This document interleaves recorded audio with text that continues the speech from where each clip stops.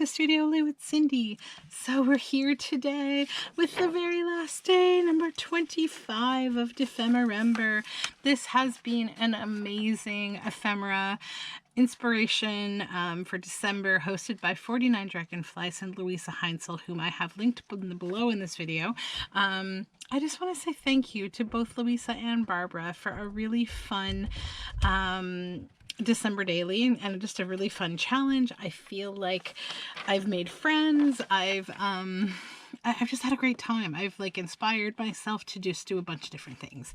And I'm going to keep this prompt list and I'm going to put it in my giant tome of ideas book that I have, because this is a very useful list of prompts. Anyhow, let's move on to wood and packaging.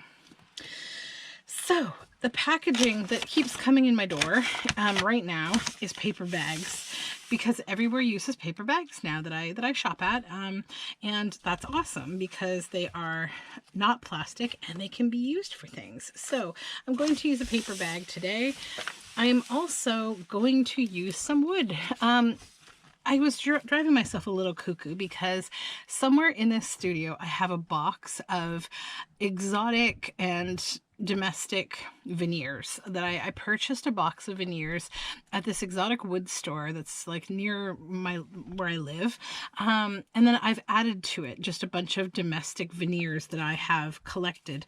And when I say veneer, I mean it's basically very thin slices of wood, but then I make my own faux veneer, which is mainly from trees that have peely kinds of bark. So if you're interested, I have a video where I show you a book that I've made completely out of this. This is the bark of a sycamore tree. It's the coolest thing. It's a sycamore maple, I believe. And it's this really interesting puzzle-like bark, and the back feels very foamy, and the front is like a normal tree bark. But what I did was I peeled it in layers. Like you'll see, it comes off in these little pieces. And I'm going to use a razor knife to try to do this in the high pressure of being on camera, but it's okay. We will make it work. But I created a journal and it's called Beltane. So if you just search on my channel for Beltane, it is a design team project that I did for Release the Craftin. Her Beltane kit, she has an Etsy store. She's another just incredible digital designer.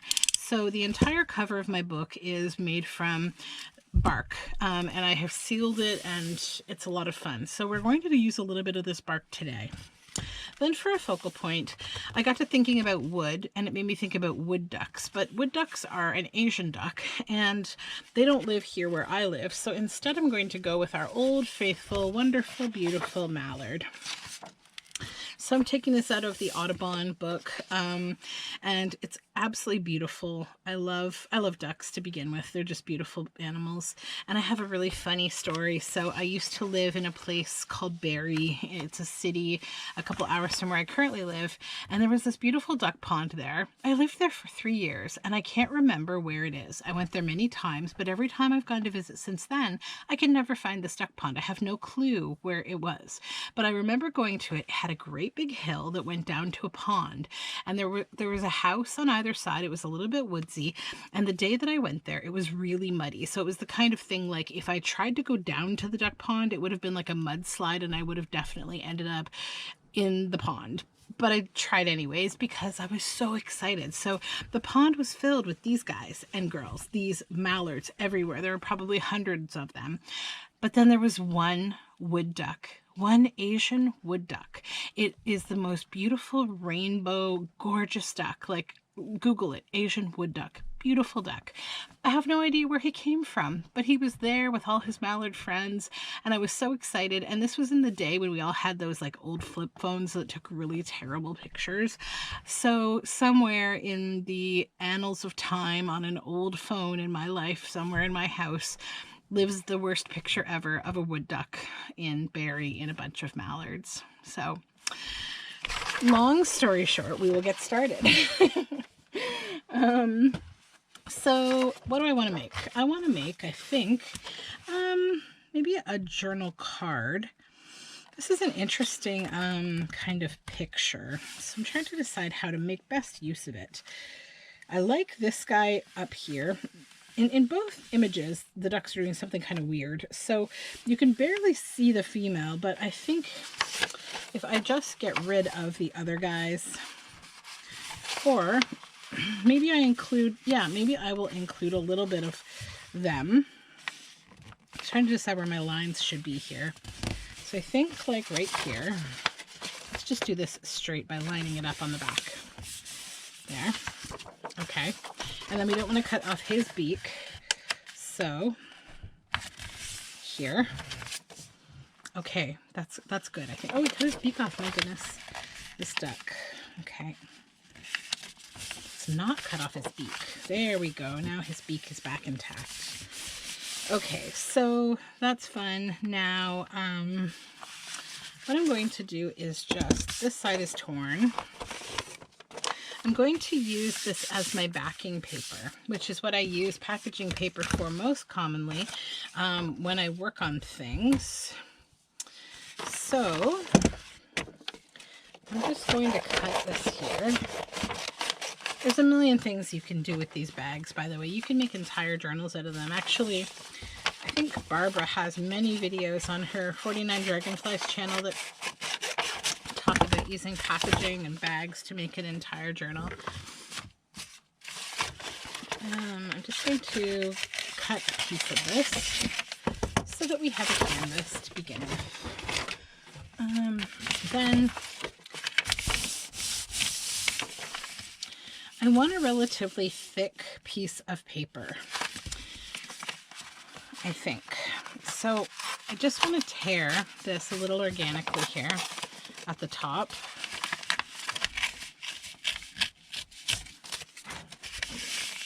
Because it'd be nice to have a little bit of the packaging in the background. But I'm going to leave this down here because we're going to actually be covering it entirely in wood. So first things first, I'm going to keep this book page on the back because, again, I want this to be a little thicker. Not super thick, but 3 pages worth of thickness here. And you know, now that I think about it, this might be a pocket. I'm going to make this into a pocket, I think. We'll see. We'll see where this goes. I see it being a pocket because I'm adding bark to it. So that being said, it would either have to clip on, go into like a fatter pocket, like a fabric pocket, or be a pocket itself. Because sticking something this size into a pocket that's, you know, a paper pocket with the bark on it is going to be a little difficult. It would also be the nice cover of a journal, I think. So let's just glue this on down.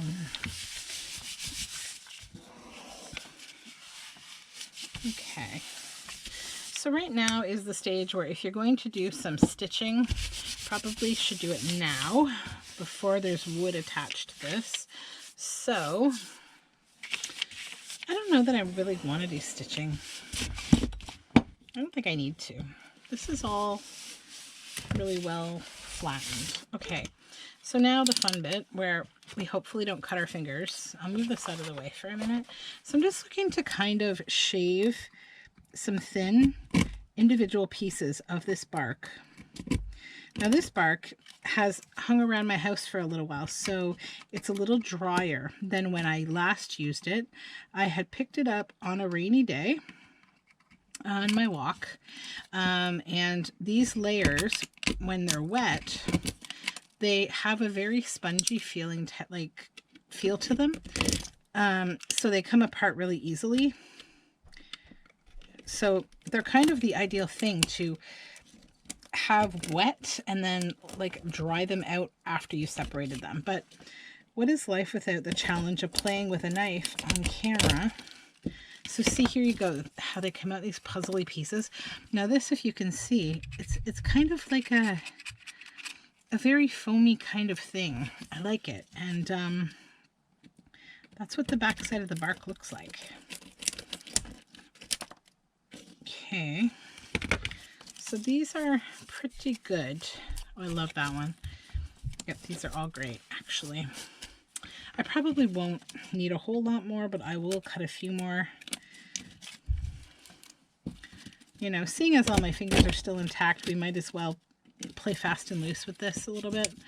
Trying to look for the logical spots here to shove this little blade into. Oops. Okay.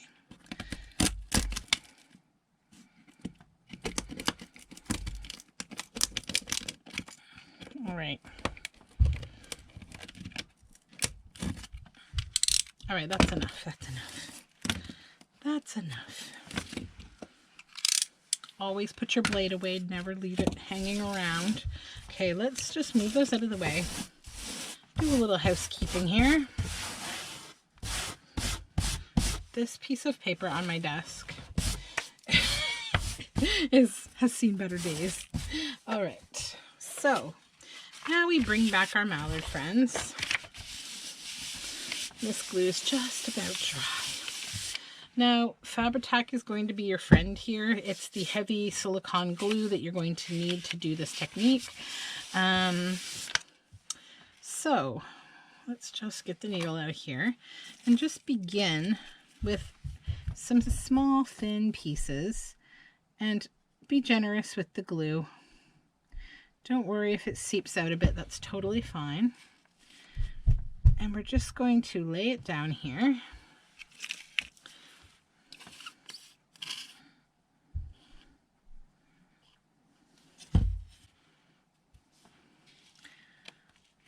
And you're kind of putting together a puzzle in some ways, because you're trying to fit this all together as nicely as you can. And you'll find when you're playing with the wood, like you're going to be able to keep chipping away at it if it's a sycamore. There are other, you can use birch bark for this. I've been using birch bark throughout this challenge, so I felt like it might be cheating to do so on this wood, this official day of wood.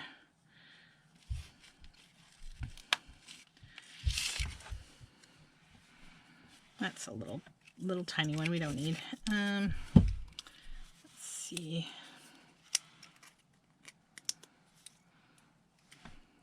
Just making sure there's nothing so brittle that it would crack later.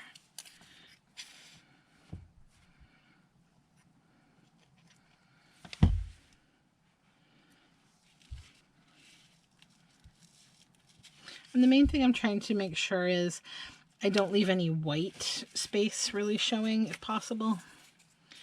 I'm trying to get the flat back because those will hold down better.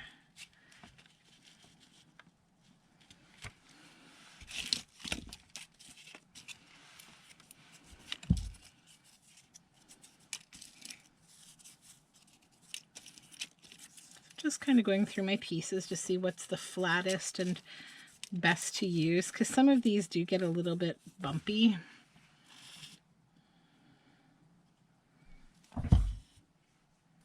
I'm just going to go all the way across the image.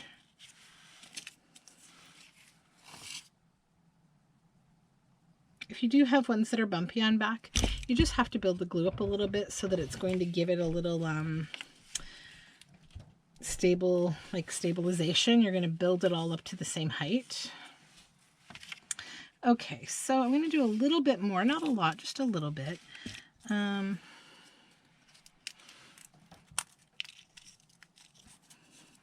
Just trying to find some flat pieces here. This is a slightly more challenging usage of this bark.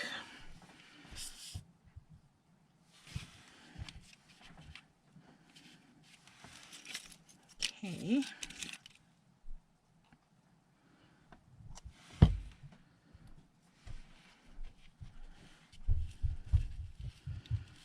And again, don't worry if your glue is bubbling up above, it doesn't matter. Okay.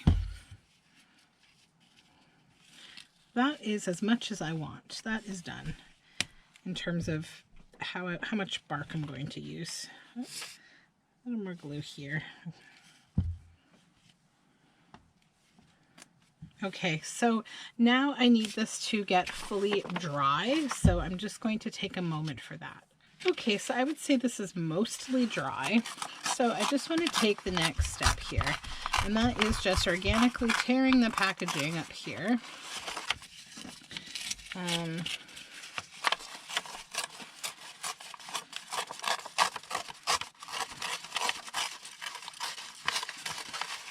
All the way around.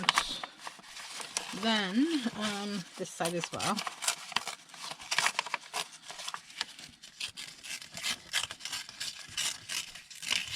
Now, once we get to underneath where the bark is, I'm actually just going to cut it to as close to the bark as possible without impacting the bark. Okay.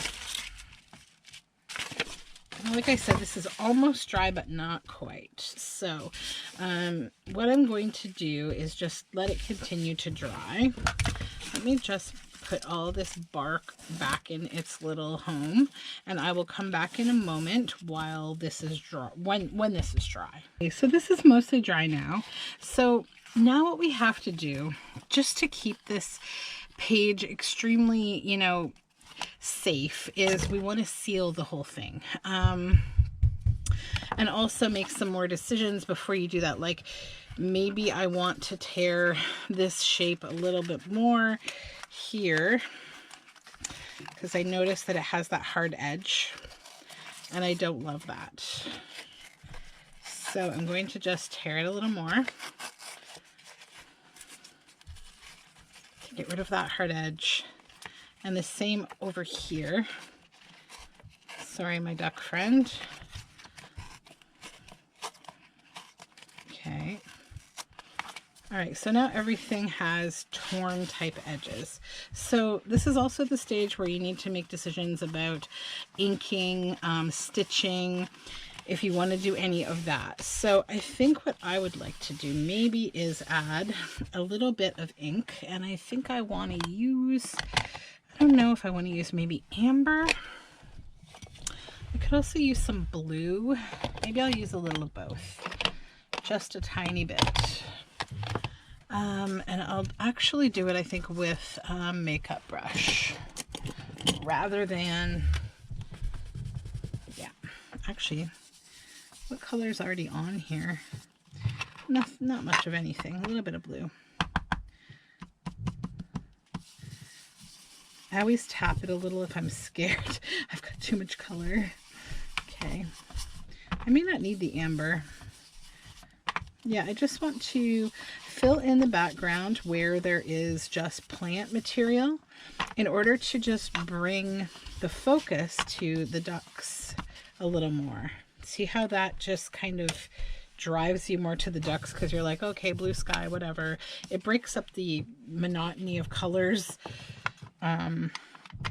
Okay, so that's done. Now the other thing is, where you've got some white down here, if you want to go ahead and fill that in with anything like paint, you can. I'm going to see if I can just add some ink.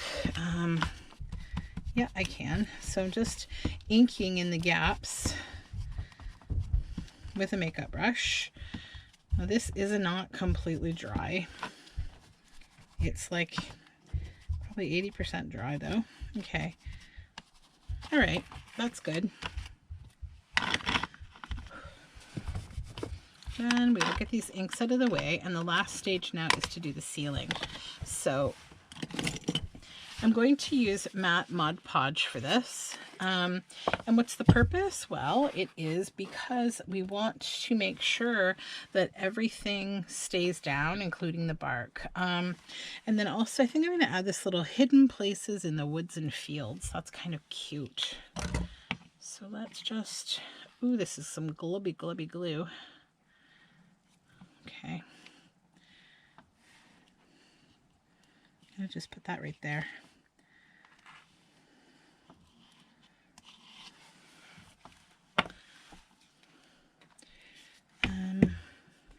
I'm not even going to ink it. I like it just white. I want it to stand up. It also kind of guides the eye over to this little duck that you can't really see. So to do your painting with your Mod Podge, I'd recommend kind of a bit of a softer brush that can hold a little more wetness, like not like a plasticky type. So start just by heavily dousing this wood. Remember that wood likes to soak up moisture, and this is like a wood seal essentially. You're like basically adding a plasticization into the wood to make it seal completely. So soak it, and I mean it, like really glob it on there. Don't be afraid. It's going to dry really clear and nice, you'll see. And also it's going to fill the gaps in where you could have like a jaggedy edge or something. So we have a little glue glob there. And it's going to give strength to the corners and the edges.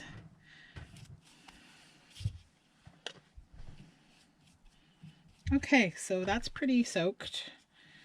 Let's do this top one now. And then the rest of the piece, also you seal that as well. You can seal the whole thing. It'll just make it look all cohesive. You don't have to be as heavy up here, of course. Just be heavy on the wood.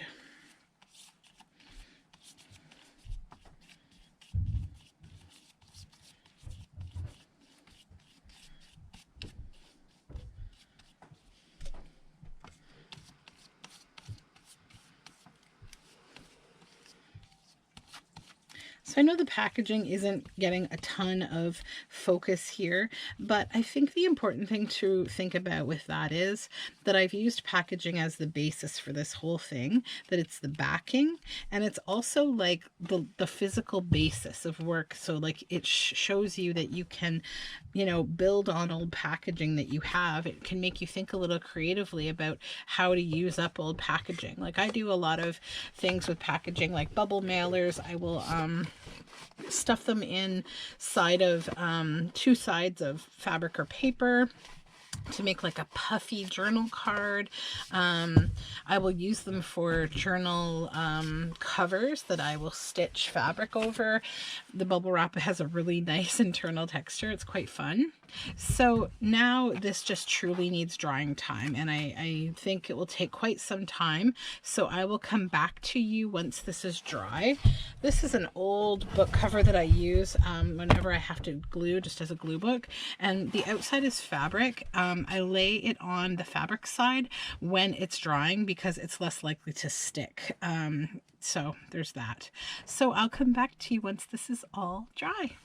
Okay, so it has been a night and now it's the morning since we last spoke. I just gave this overnight so that it could fully dry, so that this would be mostly clear. I would say it is 99.5% dry. So there are little crevices where there's still a little bit of white, but overall, this is what I was looking to show you, is just how you can use wood bark in your work to create nice textural pieces. And like, this is not sharp at all. Like, it's not hurting me as I do this. If you were looking to make it super, super smooth though, like I did on the cover of my Beltane journal, you just apply more and more layers. Probably about 3 layers is all you're going to need to have completely sort of plasticized and rounded edges on anything that could be like an edge or a corner. The other option is, obviously, after you've glued it down, you can then come in with like an emery board or a little piece of sandpaper and just kind of sand away. But like I said, this is not sharp to me at all. And so yeah, the whole thing is protected, and I'm happy with it. I think it will be a really cute pocket in a journal. I think that's probably what I'll use it for. So I guess this concludes our time together for this particular series. I just want to say a huge thank you to Barbara and Louisa for putting this whole December daily together in the way that they did. I don't know that you could have imagined how much fun you would have made this, but it was a lot of fun, and I thank you so much for this. I really enjoyed it. I have a lot of fun things planned beginning in January, and I'll probably get up here a few times during the holidays as well, just to start working on some things and maybe give a few updates. And yeah, just kind of give you a little holiday update, I guess. So I hope everyone has a really safe, warm, wonderful holiday, and that you're able to spend some time safely with a few people that you love. And for now, bye-bye from DEPHEMEREMBER, and we will talk soon. Take care, everyone. Bye for now.